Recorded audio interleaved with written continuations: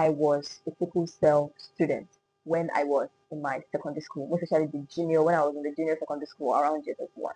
They can come into the house and regain their confidence. They are not coming into the house and then you see their results and you begin to shower them with another level and set of, oh, what did Shade get? Didn't she get two? Didn't she get the first? People that got the fifth, are they of two heads? Are they from a different tribe? Can't you see how? No, we shouldn't be that way. So you know how people look at people that are sickle cell and they begin to see you as, oh, you, instead of them to be empathetic and even find that as a reason to be friends with you or just help you out in a way. If you know that someone's life is not better, I mean, the thing you should do is not to ostracize them, it is to move closer to them and make them feel at home and make them feel loved.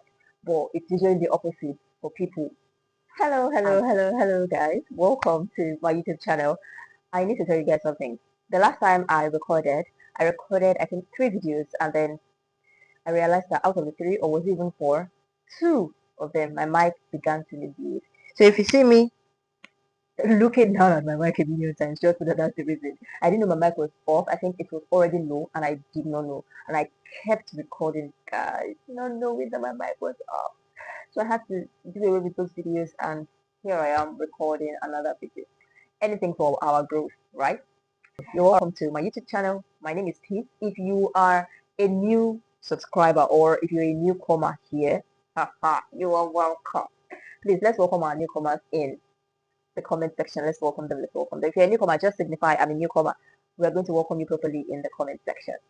All right. And for those that have been here for a very long time, you've been following, you've been growing, you've been executing, you've been listening, and you've been putting things to action. You are beautifully, majestically welcome. Celebrate yourself in the comment section, please. All right. So my name is the Global Peace. I love you to call me the Global Peace because I mean, you're taking the world. So my name is the Global Peace, and what I do basically is make videos on everything that will make you grow. I'm going to be making book reviews. I'm going to be telling you what I learned from movies I've watched. I'm going to recommend movies, books that you can read to help you. I'm going to answer your questions. I'm here to learn from you, and I'm just here to make you grow, basically. And today's topic is actually a very, very interesting one, right? But don't be in a hurry. And what new development can you see in this video? Can you observe? I'm asking you very many questions. If you are not in the comment section,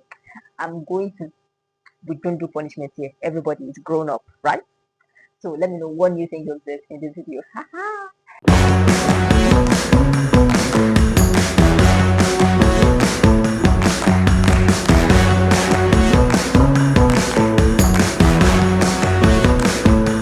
What we want to talk about today is kind of personal to me, but I've decided to share this story because I know that a whole lot of people might also be going through something similar. So it's why I am sharing this story. Many people believed and some thought that I was a sickle cell student when I was in my secondary school, most especially when I was in the junior secondary school around JS1. I was in a boarding house from JS1 to SS3. So when I got there at first, I had a lot of reasons to be sick. I didn't understand it myself, right? I had a lot of reasons to be sick. So people kept saying, oh, this, oh, that. My parents had a lot of reasons to also come to the school to check on me. Plus the fact that I'm a very choosy and picky person. Like I pick what I want when it comes to food and every other thing. So I could be extra, right? I'm that kind of person. So it was very tough. It was a very tough perception of people of me. And that affected me a lot because it became a label. So you know how people look at people that are sickle cell and they begin to see you as, oh, you, instead of them to be empathetic and even find that as a reason to be friends with you or just help you out in a way. If you know that someone's life is not better, I mean, the thing you should do is not to ostracize them, it is to move closer to them and make them feel at home and make them feel loved. But it's usually the opposite for people, and I wonder why. So it was not different for me. It was the opposite. It was not empathy. It was just so she's SS, so she's SS, and even teachers also believed that I was an SS patient. And that to a very large extent reduced my confidence. The way people talked about it, I was around people that were constantly talking about it consistently. And at some point, I think that it even affected me to the point where I think I began to, not like intentionally, but it just became a way of life for me to fall sick. Like it was getting to me. I lost my confidence. I lost my esteem. I wanted to get close to people, both people that are valuable and people that were not valuable. I just wanted to feel among, because it was more like people ostracized me. I think that's the word. People like placed me in a place and nobody wanted to be friends with someone who is an SS patient and stuff like that. So I craved for attention, I craved for love, I craved for friendship, but I found none. Will I say none? I think there was one person at the time that actually looked out for me, but I mean, sometimes it feels like nothing, right? When your confidence is down, when your esteem is down, when you've lost your worth because of the things that people say, it feels like nothing when only one person comes to the rescue, right? It's like a community telling you, you are nothing, you are not going to be anything, and then only one person is trying to be your friend. And then it felt to me like it was not real. Maybe the person was just wanted to exploit me or something. There were just a lot of thoughts on my head. I lost my confidence. I lost everything that I thought I brought into that boarding house at the point, because of the consistency of the lies that people told about me. They were lies, because I was never a sickle cell patient, right? But because they just thought I was sickle cell, they ostracized me. Nobody wanted to be my friend, and it affected me a whole lot. And that can be what you are going through as well.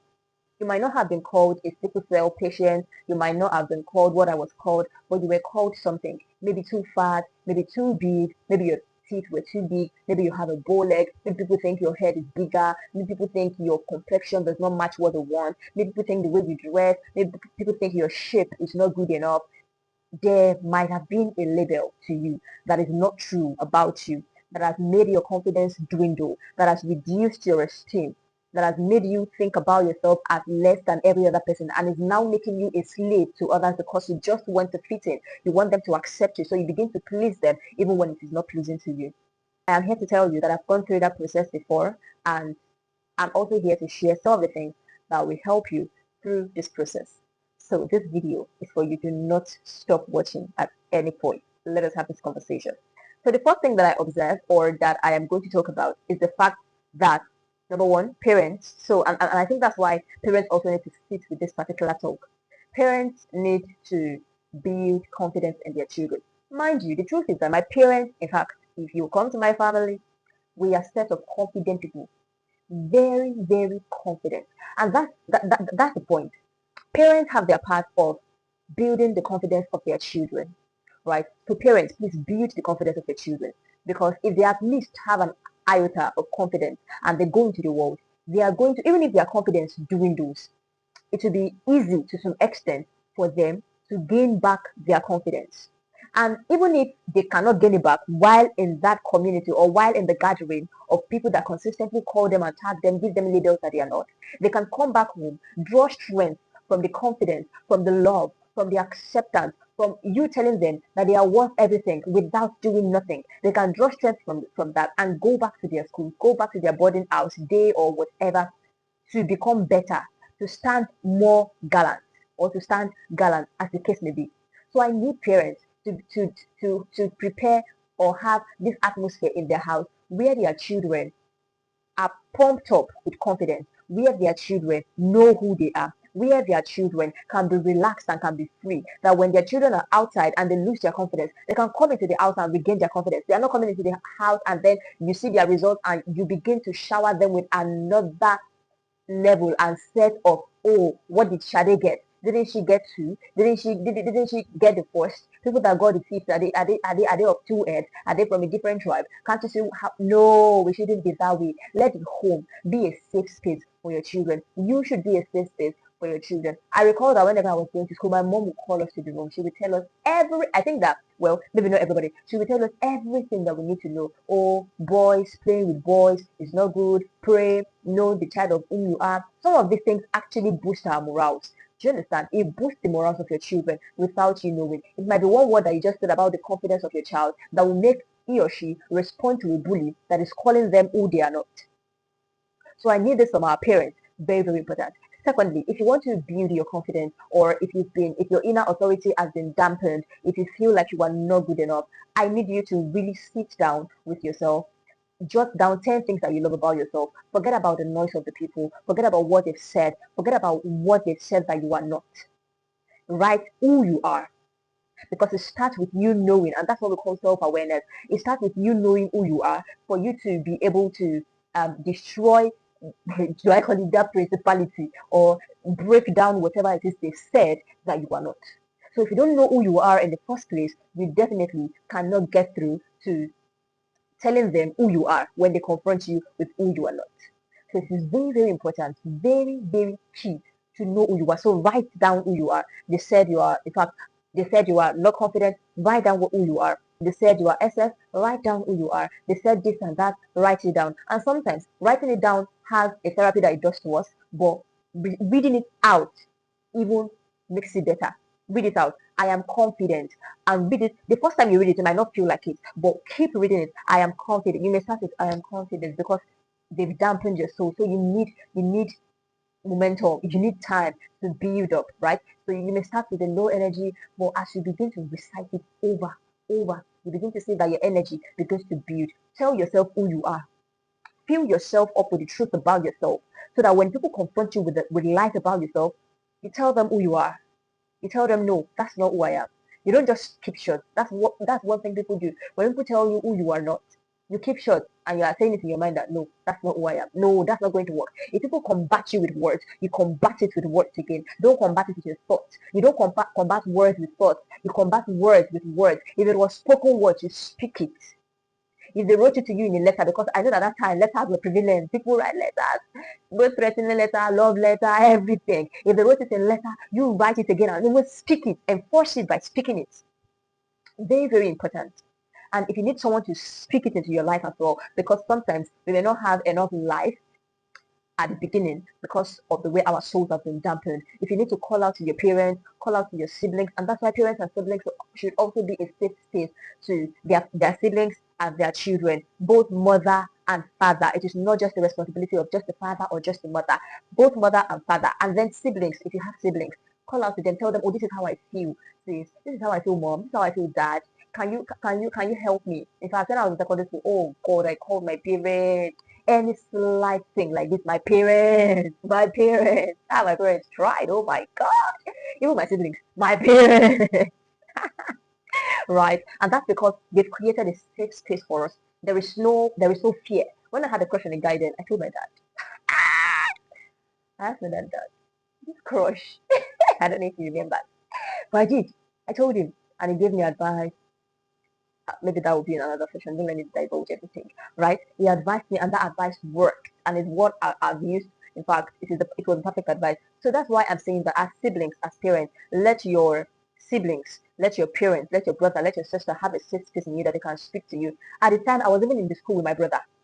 So to a very large extent, my brother also increased my rap because my brother was not here that something happened and I was introverted. Do you understand? So I was not a person that would go and be telling like that. But even the little that I told my brother, he must not hear that somebody did what? Somebody said what? Who is the person? Oh my God. Now that I'm saying it and remember it, I'm very grateful. Right? My brother should not hear that those things happen. If he had heard, if I had told him that people were doing this, in fact, the little that I was hearing, the way he reacted or the way he responded, I felt like, okay, next. Are you guys done? Are you still many?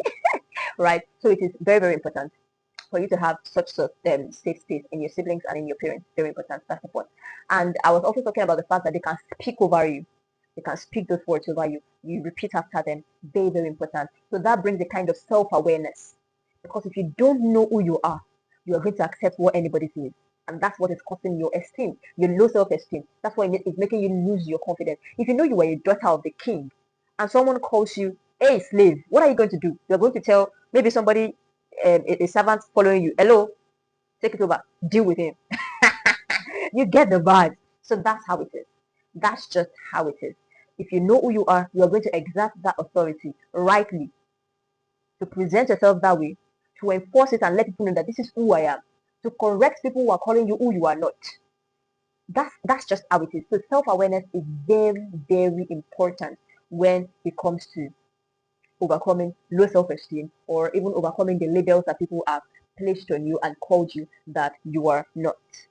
Secondly, I need you to also have affirmations. Now, I made a video on affirmation. That was a video that did not talk. I made that video and you're going to watch it. The reason your affirmations don't work. What you want to do is to make a list. So those things that your parents speak over you or your siblings speak over you, those things that you are saying that you are confident, beautiful, even bold, even the fact that you are bold-legged, it makes you unique. Those are the things you're going to speak to yourself every day.